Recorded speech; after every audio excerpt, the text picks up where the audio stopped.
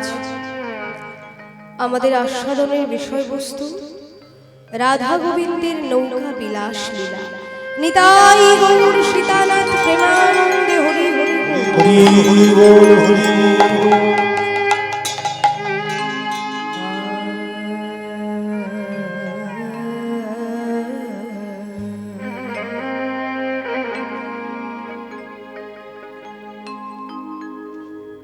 কে যাবি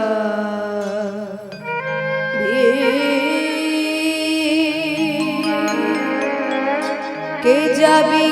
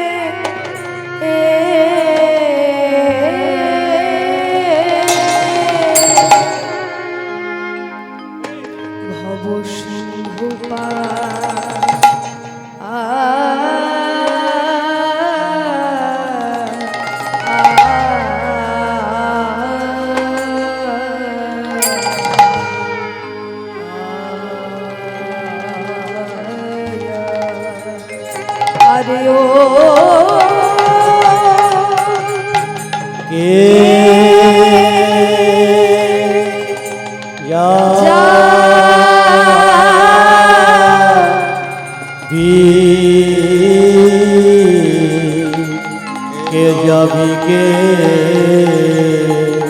যাবি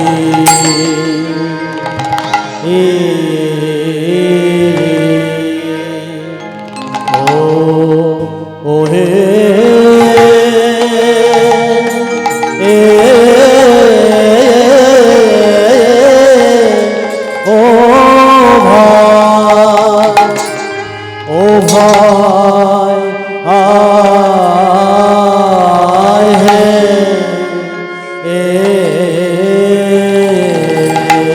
আজ দুটি বাহু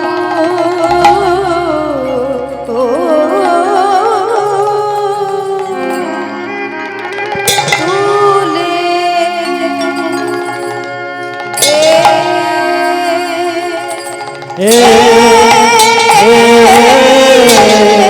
বাহু তুলি নীলা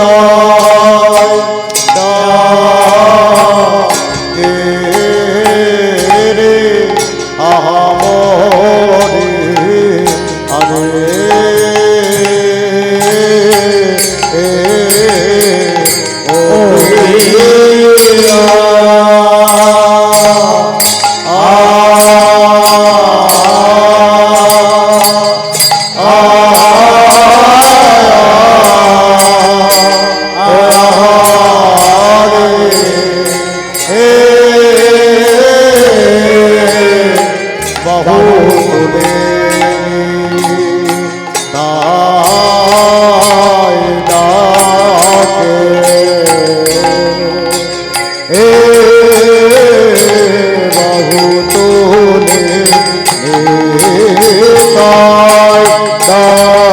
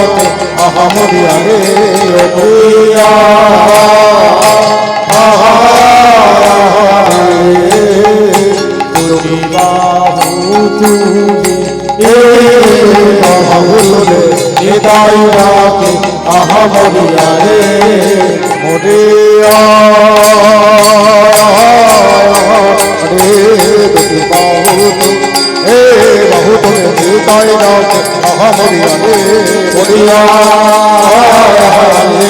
দুটি বাহু তুলি হে বাহু তুলে নিতাই নাথ মরিয়ারে মরিয়া দুটি বাহু তুলি হে বাহু তুলে নিতাই নাথ মরিয়ারে মরিয়া দুটি বাহু তুলি হে বাহু তুলে নিতাই নাথ মরিয়ারে মরিয়া দুটি বাহু তুলি হে বাহু তুলে নিতাই নাথ মরি কে যাবি কে যাবি ধন্য কলি যুগ ধন্য আরে কি বা ধন্য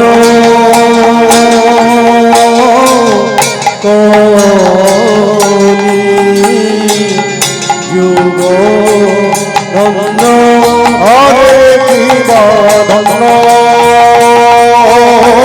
কলি যুগ ধন্য আরে কি বা ধন্য আরে যুগ ধন্য কলির যুগ ধন্য আরে যুগ ধন্য কলি যুগ ধন্য কে যাবি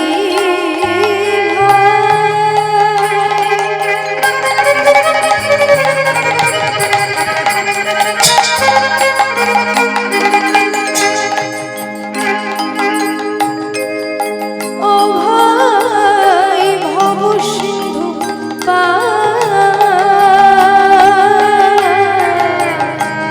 আর কে যাবি ভাই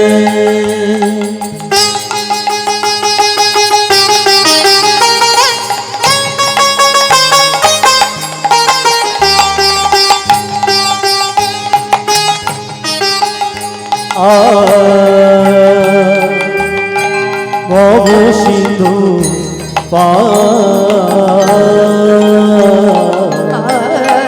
ধন্য কলি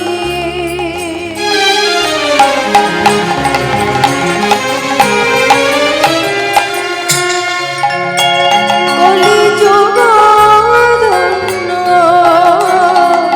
চৈতন্য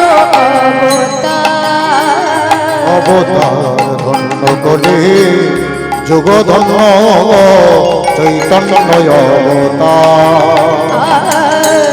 ধন্য কলি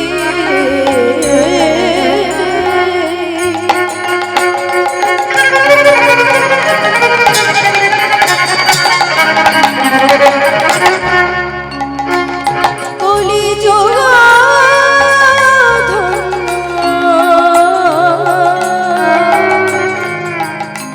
চৈতন্য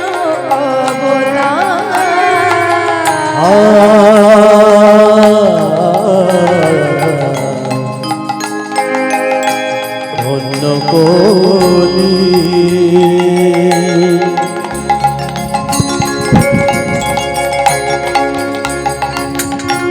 যুগ ধন্য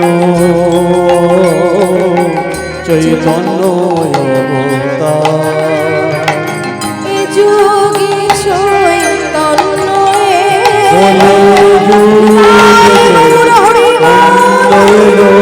যুগ চৈতন্য এলো যুগে চৈতন্য আজ যুগে চৈতন্য এলো এ যুগে চৈতন্য এলো।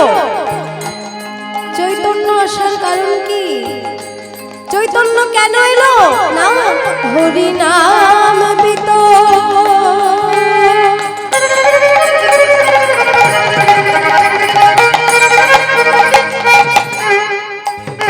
বিতরণের লাগে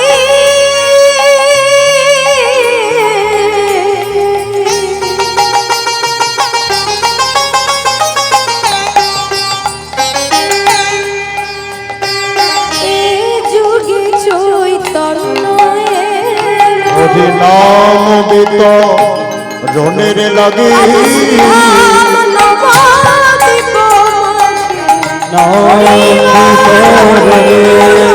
আজ সুধা নবদ্বীপ মাঝে আজ সুধা নবদ্বীপ মাঝে নাম বিতরণে আজ সুধা নবদ্বীপ মাঝে নাম বিতরণে দাম নবদ্বীপ বলিয়ে যুগে আজ ধন্য কলে যুগ ধন্য চৈতন্য আজ ধন্য কলে যুগ ধন্য চৈতন্য আজ শ্রীধাম নবদ্বীপ ভাগ্যবতী সুরধ্বনি আজ প্রবাহিত অনন্ত লীলার সাক্ষী হয়ে শ্রীধাম নবদ্বীপ মাঝে শ্রীধাম নবদ্বীপের ভাগ্যাকাশে অবতীর্ণ হলেন আমার গৌরাঙ্গ সুন্দর।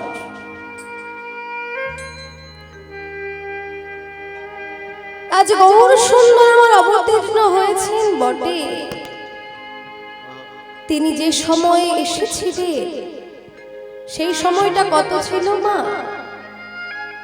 কেউ কি জানে? আমার গৌর হরি যে আবির্ভাব তিথি সেটা কত ছিল? চিন্তা নেই, ভয় পাবেন না, আমাকে দেখে লজ্জা বা ভয় কোনোটা পাচ্ছেন? কিসের ভয়, কিসের লজ্জা? আমি তো আপনাদের ঘরের মেয়ে, কোনো ভয় নেই, কোনো লজ্জা নেই। না জানলে আপনারা আমাকে জিজ্ঞাসা করবেন, আমি তো আছি তার জন্য, আমি তো আছি আপনাদের জন্য, লজ্জা কিসের? গৌর হরি আবির্ভূত হয়েছিলেন কবে? সেই দিনটা কত? ফাল্গুনী পূর্ণিমা তিথি। আমরা এই যে দোল পূর্ণিমা উৎসব পালন করি, বড়দের গুরুজনদের পায়ে আবির দিই, সমবয়সী ছোটদেরকে রং মাখাই, হোলি খেলি, আবির খেলা করি। এই দিনটা কিসের জন্য পালন করি আমরা? এটাই তো ফাল্গুনী পূর্ণিমা তিথি, এটাকে বলে দোল পূর্ণিমা, ভক্তেরা বলে গৌর পূর্ণিমা। এই দিনটাকে বলা হয় গৌর পূর্ণিমা। যেদিন আমার গৌর হরি আবির্ভূত হয়েছিলেন নদিয়ায়, সেদিন কি হয়েছিল না, সেদিন ওই সুরধ্বনির গঙ্গায় বয়েছিল জোয়ার।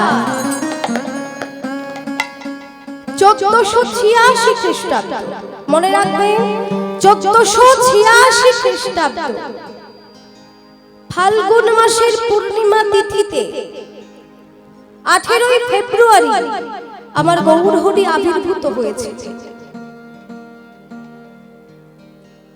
গৌর হরি তো আবির্ভূত হয়েছিলেন, কিন্তু গৌর হরির সঙ্গে আর কি ছিলেন? শুধু গৌর হরির নাম তো জানলে হবে না, তিনি তো হরিনাম আমাদেরকে দিয়েছেন, হরিনাম আমাদের জন্য এনেছেন, জানলাম, কিন্তু আরো সঙ্গে কে ছিলেন? আমার নিত্যানন্দ প্রভু। এগুলো জানতে হবে। তাই লীলা যখন চলবে, লীলার মাঝে কেউ অন্য কথা বলবেন না, কারণ যেহেতু আমরা সনাতন ধর্মে, সনাতন ধর্মাবলম্বী, সনাতন ধর্মের লোকজন মানুষ, সেই জন্য আমাদের এই কথাগুলো, এই বিষয়ে আলোচনা করা আমাদের অত্যন্ত জরুরি। সবাই একটু মনোযোগ দিয়ে শুনবে, অন্যদিকে মন দেবেন না, অন্য কথাতে মন দেবেন না। শুধু আমার কীর্তন বলে নয়, আপনারা যখনই কোনো কীর্তন শ্রবণ করবেন, ভগবানের কথা, গুণের কথা, লীলা রস, এটা কীর্তনও হতে পারে, হরিনাম হতে পারে, ভাগবত পাঠ হতে পারে, হতেই পারে। যেটাই আপনারা শ্রবণ করবেন মনোযোগ দিয়ে শ্রবণ করবেন, অন্য কথা বলবেন না, অন্যদিকে মন দিতে নেই, এটাতে অপরাধ হয়। জয় রাধে। গৌর হরির সঙ্গে তখন ছিলেন আমার শ্রীপাদ নিত্যানন্দ প্রভু। নিতাই গৌর বলে না, গৌর ছাড়া নিতাই, নিতাই ছাড়া গৌর অসম্পূর্ণ। গৌর নিতাই, কখনো গৌর একা নয়, নিতাইও আছে সঙ্গে। তাই যে নিত্যানন্দ প্রভু, গৌর হরির জন্ম তারিখ জানলাম, গৌর হরি কোথায় আবির্ভূত হয়েছিলেন জানলাম। এবার জানবো নিত্যানন্দ প্রভু কোথায় আবির্ভূত হয়েছিলেন। 1395 শকাব্দ মাঘী শুক্লা ত্রয়োদশী, বীরভূমের মাটি তারাপীঠের পাশে এক চক্রা গ্রাম। আমাদের বীরভূম বলতেই কি মনে পড়ে? বীরভূম বলতে আমাদের মনে পড়ে তারাপীঠ মায়ের মন্দির, তাই না? কিন্তু ওখানে যে ধাম আছে এটা আমরা কজন জানি? কেউ জানি না। ধাম আছে, কি ধাম? এক চক্রা ধাম। এখন এক চক্রা আর নেই, বর্তমানে নাম হয়েছে বীরচন্দ্রপুর। বীরচন্দ্রপুর নাম হয়েছে। তবে আপনারা যদি কখনো বীরভূমে যান, নিতাই বাড়ি, নিতাই বাড়ি বললে সবাই দেখিয়ে দেবে, কারণ বীরচন্দ্রপুর অনেক বড় এরিয়া তো। ওখানে নিতাই বাড়ি বললে সঙ্গে সঙ্গে আপনাকে দেখিয়ে দেবে আমার নিত্যানন্দ প্রভুর আবির্ভাব স্থল। আপনারা যে দর্শন করে আসবেন, আহা কি পূর্ণ ভূমি, আমার নিত্যানন্দ প্রভু আবির্ভূত হয়েছে। তা নিতাই গৌর যে হরিনাম বিতরণ করেছেন, গৌর হরি হরিনাম এনেছেন, আর আমার নিত্যানন্দ প্রভু বিতরণ করেছে। আজ নিত্যানন্দ প্রভু গৌর হরি তারা হরিনাম না আনলে, বিতরণ না করলে, প্রেম বিতরণ না করলে এই হরিনাম আমরা কোথাও পেতাম না। কীর্তন কি? কীর্তন হচ্ছে সর্বশ্রেষ্ঠ সঙ্গীত। যত সঙ্গীত আছে এ জগতে, যত সঙ্গীত আছে না কেন, সমস্ত সঙ্গীতের থেকে শীর্ষে আছে কীর্তন। সমস্ত কিছুর থেকে উপরে হচ্ছে কীর্তন। তা আজ গৌর হরি অবতার হয়েছে। অন্য যুগে কিন্তু এই নাম ছিল না, কলিকালে কিন্তু আমার গৌর হরির এই হরিনাম এনেছে। তাই এবার অবতার ধন্য হয়েছে, গৌর অবতার। সংকীর্তন যজ্ঞে করে কৃষ্ণ আরাধন, সেই সে সুমেধা পায় কৃষ্ণের চরণ। হর্ষে প্রভু কয় শোন স্বরূপ রাম রায়, কলৌ সংকীর্তন জীবে পরম উপায়।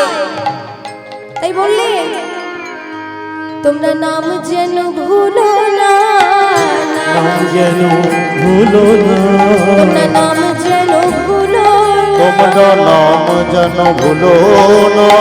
হরে কৃষ্ণ হরে রাম, তোমরা নাম যেন ভুলো না, এই হরে কৃষ্ণ হরি নাম যেন ভুলো না। হরে কৃষ্ণ সবাই বলো নাম যেন ভুলো না। এই বাহু তুলে সবাই বলো, হরি হরি হরি বাহু তুলে সবাই বলো, হরে হরে হরে বলে বাহু তুলে সবাই বলো, নাম যেন ভুলো না, নাম যেন ভুলো না। সংকীর্তন যজ্ঞে করে কৃষ্ণ আরাধন। সংকীর্তন, এই যে সংকীর্তন যজ্ঞ, মহাযজ্ঞ, নাম যজ্ঞ চলছে, এই সংকীর্তনের মধ্যে দিয়েই কৃষ্ণকে পাওয়া যাবে। সেই সে সুমেধা পায় কৃষ্ণের চরণ। হর্ষে প্রভু কহে শোন স্বরূপ রাম রায়, কলৌ সংকীর্তন জীবে পরম উপায়। কত সুন্দর কথা। হর্ষে প্রভু কহে শোন স্বরূপ রাম রায়, কলৌ সংকীর্তন জীবের পরম উপায়।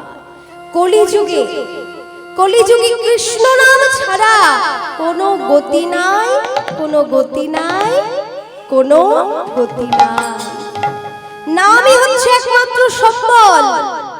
আমাদের পরপারের সম্বল হচ্ছে হরিনাম। কারণ আমরা যখন পরপারে যাব, এই হরিনাম ছাড়া আমাদের সঙ্গে কিচ্ছু যাবে না। তাহলে শেষের দিনে যে যাকে পাওয়া যাবে সেই তো আমাদের পরম বান্ধব। শেষের দিনে কাকে পাওয়া যাবে? আমার গোবিন্দকে। গোবিন্দ ছাড়া কিন্তু শেষের দিনে আমাদের সঙ্গে কেউ যাবে না।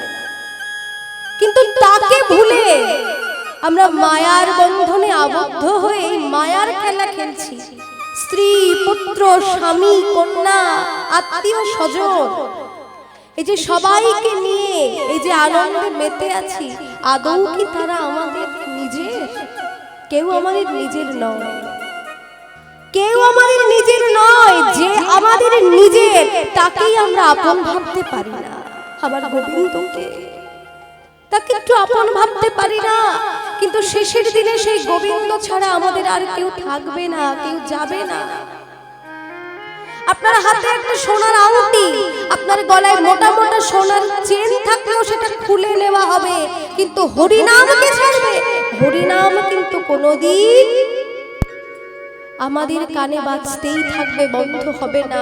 কিন্তু গলায় যে সোনার হারটা খুলে নেবে, তার মুখ যদি তুলসীর মালা থাকে, সেই তুলসীর মালা খুলবে না কেউ। অর্থাৎ গোবিন্দ সব সময় আমাদের সঙ্গেই কিন্তু আছে। তাই বললেন নাম যেন তোমরা ভুলো না। দেখুন আমরা কলির জীব, তাই আমরা গৌর হরিকে পেলাম। তিনি কিভাবে এলেন? বৃন্দাবনে কখনো যুগল, আবার কখনো ভঙ্গ, আর এবার কলিকালে রাধা কৃষ্ণ এক আত্মা দুই দেহ ধরি অন্যন্যে বিলসয় রস আস্বাদন করি, সেই রস আস্বাদিতে দহে হইলা একঠাই, এই দুই মিলি আমার চৈতন্য গোসাই। এক নদী নাগরী, অন্য নাগরীকে বলছে এক নাগরী, তোমরা গৌরকে দেখে চিনতে পারছো না? ওই দেখো, ওই দেখো, এসেছে ব্রজের বাঁকা। কে এসেছে গৌর হয়ে? এসেছে ব্রজের বাঁকা, এসেছে ব্রজের বাঁকা। কালো সখা দেখবি তোদের সোনার নদিয়া। এসেছে ব্রজের বাঁকা, এসেছে ব্রজের বাঁকা, কালো সখা দেখিয়ায় তোদের সোনার নদিয়ায়। এসেছে ব্রজের বাঁকা, এসেছে ব্রজের বাঁকা, কালো সখা দেখিয়া তোদের এই সোনার নদিয়ায়।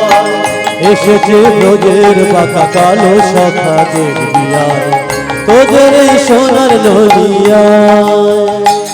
তার ঢং ফিরেছে, রং ফিরেছে, রং ফিরেছে, রং ফিরেছে, ফিরেছে রং ফিরেছে, ও তার ঢং ফিরেছে, রং ফিরেছে, দেখে তার চেনা ফিরেছে, রং ফিরেছে, দেখে তার চেনা যায়। রং ফিরেছে, রং ফিরেছে, দেখে তার চেনা যায়। তার রং ফিরেছে, রং ফিরেছে, দেখে তার চেনা যায়। রং ফিরেছে, হায় হায় রং ফিরেছে, রং ফিরেছে, দেখে তার চেনা যায়।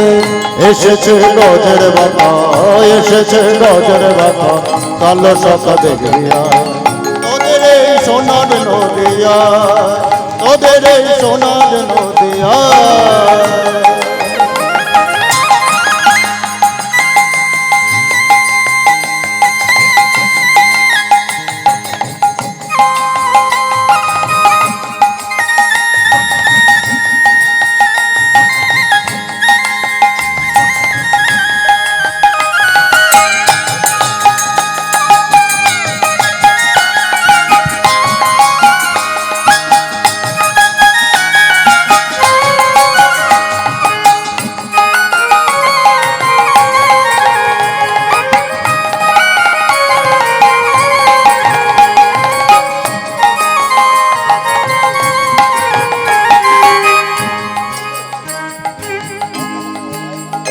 ও তার কালো বরণ নাই, কালো বরণ ও তার কালো বরণ নাই। কি হলো? বৃন্দাবনে আমরা জানি যে গোবিন্দের রং কেমন ছিল। গোবিন্দ কেমন ছিল? কালো না ফর্সা? গোবিন্দ কেমন ছিল? কালো না ফর্সা? কালো ছিল। কালো বরণ গেল কোথায়? কোথায় গেল? তাই বললে ও তার কালো বরণ ও তার কালো বরণ নাই।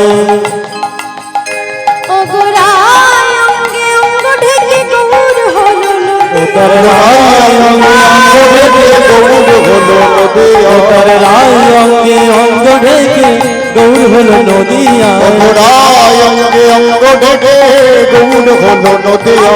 নিত্যানন্দ আবার নিত্যানন্দ নিত্যানন্দ সঙ্গে করে নেচে নেচে নেচে আবার নিত্যানন্দ হায় হায় নিত্যানন্দ সঙ্গে করে নেচে নেচে নেচে যায়। নিত্যানন্দ সঙ্গে করে নেচে নেচে নেচে যায়।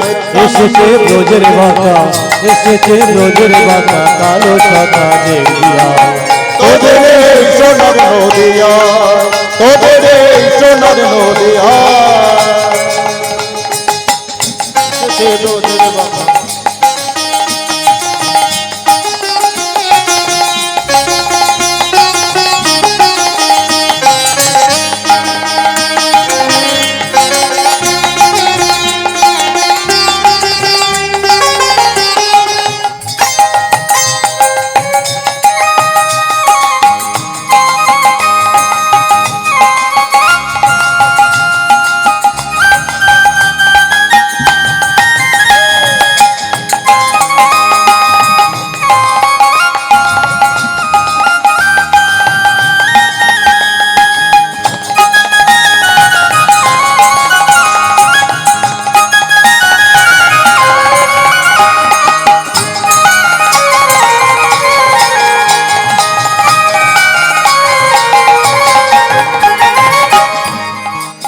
এসেছে ব্রজের বাঁকা, এসেছে ব্রজের বাঁকা কালো সখা দেখিয়া।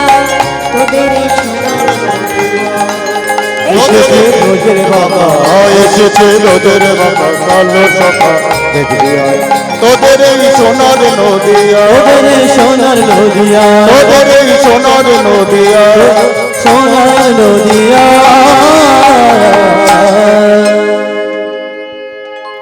এই সোনার নদিয়ায় সোনার গৌর এসেছে।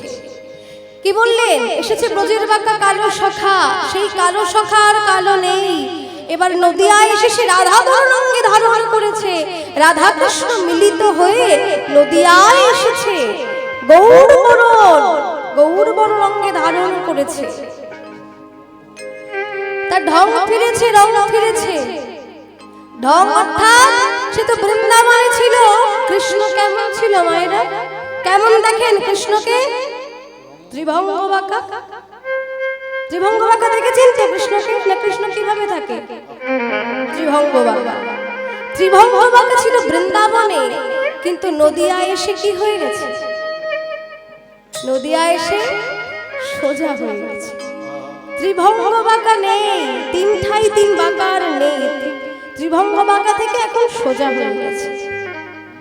আচ্ছা, এটাও না হয়ে গেল। এবার দেখুন কত পরিবর্তন হয়েছে। বৃন্দাবনে ছিল ঘোষের ছেলে, ঘোষ ছিল তো নন্দ ঘোষ, ঘোষের ছেলে। আর নদিয়ায় এসে কি হয়েছে? ব্রাহ্মণ, ব্রাহ্মণের ছেলে হয়ে নদিয়ায় এসেছে। আচ্ছা, এটাও গেল। বৃন্দাবনে তো ছিল মস্ত বড় চোর। চোর ছিল কিনা মায়েরা বুঝতে পারছেন? চোর, চোর তো কোনোদিন শুনিনি। তো ওই যে ব্রজ মায়েদের ঘরে ঘরে নবনীর ভাণ্ড ভেঙে নবনীকে খেত।